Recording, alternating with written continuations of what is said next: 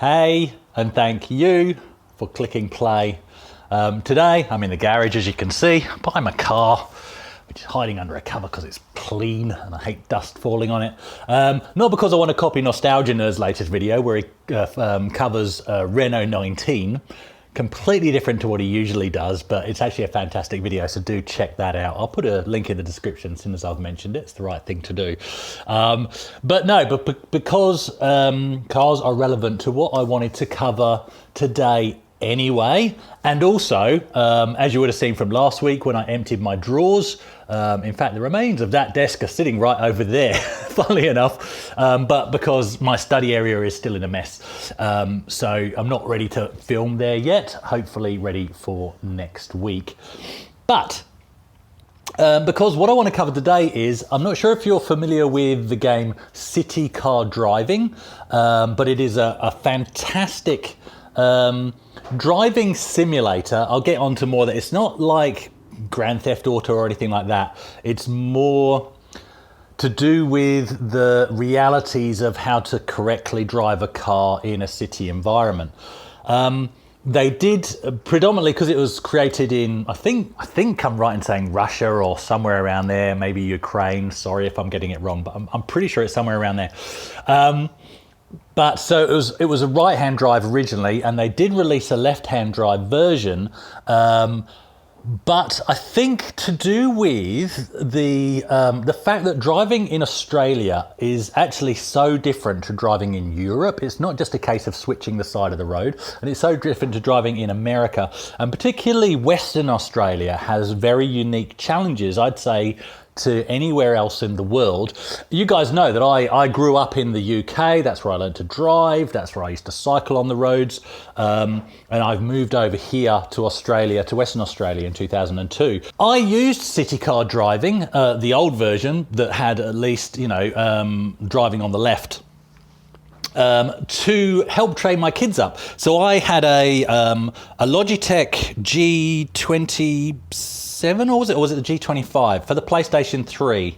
So I don't usually do DIY, but what I did was I got hold of a cheap used seat from a real Nissan 300ZX, and then I got some wood from Bunnings, which is one of the hardware stores over here, and I actually created, and an old piano stool, and I created this seat environment so that you could have the pedals mounted properly so that they wouldn't move, the steering wheel mounted properly, and most importantly the shifter. And I actually measured everything up so that everything was in the right place, so that the distances were correct to the Nissan 350Z that I had at the time. And so I used that on the PlayStation 3 and used it as practice for just basically one event that I ended up entering. Okay. 3, 2, 1, go!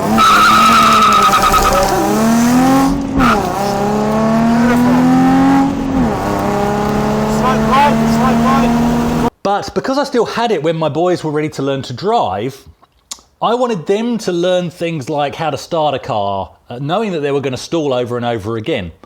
So what I did was I repurposed that whole setup, plugged it into a PC, and purchased City Car Driving. Because the cool thing is, it uses everything. And this game, I tell you what, it even drove me nuts. You can stall that thing over and over again. It will let you stall the car as many times as you would stall a real car when you're learning to drive.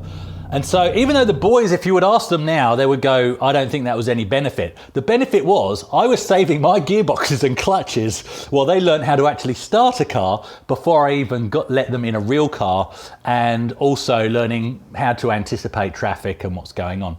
So City Car Driving, there's actually a lot to it. There's, how to interact with pedestrians and pedestrian crossings, when you should indicate, the fact that you can stall the car, like I've already said, and getting into how you should use junctions, sets of lights, traffic rules. So it's not just a driving game, and that's why it's not quite the same as games like Need for Speed Underground 2, Midnight Club LA, any of the Grand Theft Autos, because even though the engine may not be as nice as some of those other games, the concentrated effort is on realistic road rules and how to apply them, and it will tell you off when you're doing things wrong, such as if you're speeding, if you jump a red light, if you don't let a pedestrian cross, if you mount a curb, those kind of things. Really, really good. So what have they done to release a City Car Driving West Australian edition? Well, essentially, what they've done is they've really had a thought about the challenges and idiosyncrasies to driving in Western Australia, such as the very unique way, so what they've done is they've actually accurately and to scale, because Perth is actually quite a small city, they've accurately and to scale mapped out Perth. You look at the graphics on this thing and it is like driving in Perth, and I can even recognise to a point streets and suburbs.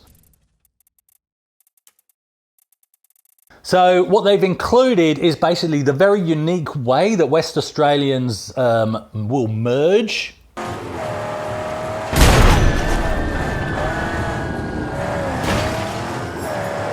How to overtake a road train.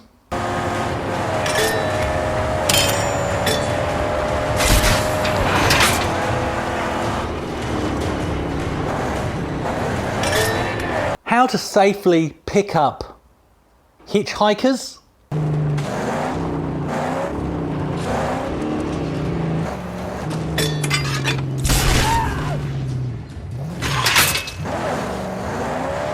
The unique idiosyncrasies of driving a classic Ford Falcon.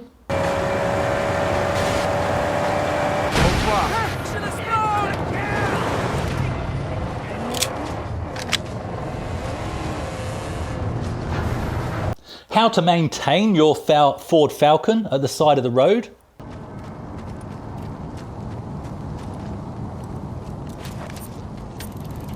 How to develop a working relationship with your slave hunchback mechanic.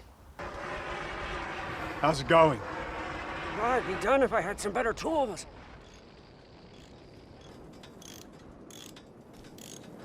How to check your surroundings and interact with other traffic on the road. To see glory!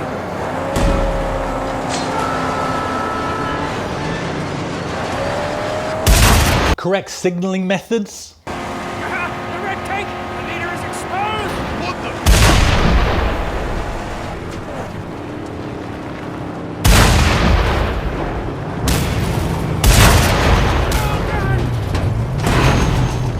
And just so many other unique aspects of driving in Perth and the surrounding areas of Western Australia.